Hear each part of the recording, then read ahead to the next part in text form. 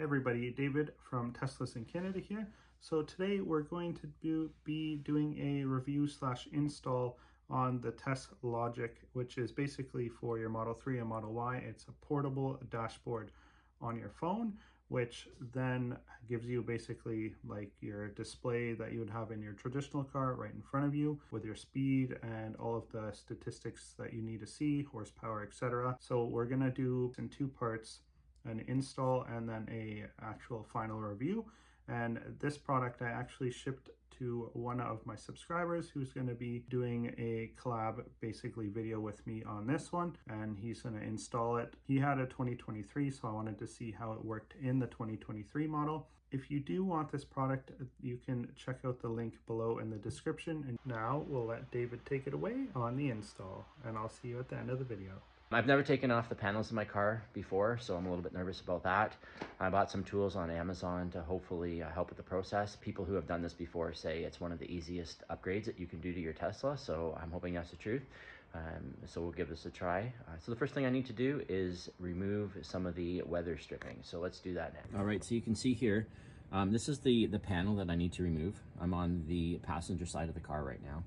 And the weather stripping that goes from here all the way down here needs to be pulled up. So I'm going to start by doing that, and then I should be able to very easily snap off this panel right here. All right, that was pretty easy. I just kind of reached in to the right side of this panel here with my fingers and just pulled it off to about there. I think I'm going to need to go a little bit farther, but for now I believe that I have access to this panel now to have it removed. So I'm going to pull on the right hand side over here and see if I can snap that up and lift it out to pull off this panel. So there you have it. You can see here, that's the part that I needed to pull away from the car. The panel's quite small. I didn't take a lot of force to come out. You can see here how it kind of fits in that little white tab, kind of fits in that little slot right there. And I just pulled it out. And now what I believe I need to do is take out this fastener right here. So I'm gonna go grab some of the tools that I got from Amazon to see if I can find a good one to get rid of that fastener right there. By removing that fastener, I should start to be able to pull off this panel. All right, the tool that I used, which was this one, didn't quite do the trick. So I moved over to this tool here to help remove it. Unfortunately, I broke, but I think I can probably fix that, and it still does kind of go into the hole and keep everything in place. I might be even able to order a new one, a new part there and fix that. But it's a little hard to get out there, so just be careful when you're trying to remove this fastener here that you don't break it like I did. All right, just a couple more things here. I reached underneath to remove this paneling here and pulled it out. It seems to come out pretty easy. I had to remove my floor mats though, because they were kind of getting in the way. Anyways, you can see where that little fastener was right there, so it's now created the opportunity for me to pull this paneling away. All right, the paneling has been removed, so you can see I don't think I need to pull it from the vehicle at this point. I think I have access to everything that I need. And some of the other videos that I've seen, they've had the little connector go. This is a 2023 Tesla Model 3, and I think this is the blue box female connector that I need to put the Teslogic into. The actual, like the unit, the receiver needs to go in here, but I've seen other videos where it's actually tucked back there a little bit. So this could be just a revision because of my car. It might be a little bit newer than some of the other videos I've seen on YouTube. All right, there's a little tab. What I need to do is I need to disconnect this little thing, and there's a tab that I think you can pull down. You can kind of see it right here. If I push down on this, I should be able to just lift that out. So I got that thing out of there and push it in rather than push it down. So it's out now. So I'm going to try to connect the tiny harness that came with the Teslogic. This is the small harness that came with the Teslogic. So I believe you just have to take the harness and use it kind of as like a bridge between this little piece here and when you plug it back into the main port over there. So let's give that a try. So I think that this one will go in here, and then this piece here would go down into this one right here. And you can see this little harness So this used to be the piece with the tab I was referring to earlier that was plugged into this thing. So now it's in the little harness that came with the Teslogic, and the other end of the harness is plugged into where this used to be is now this. The next thing I believe I have to do is take this now and just simply attach it to this little blue female connector here and slide that in. I just heard a click, so that should work. Okay, I got my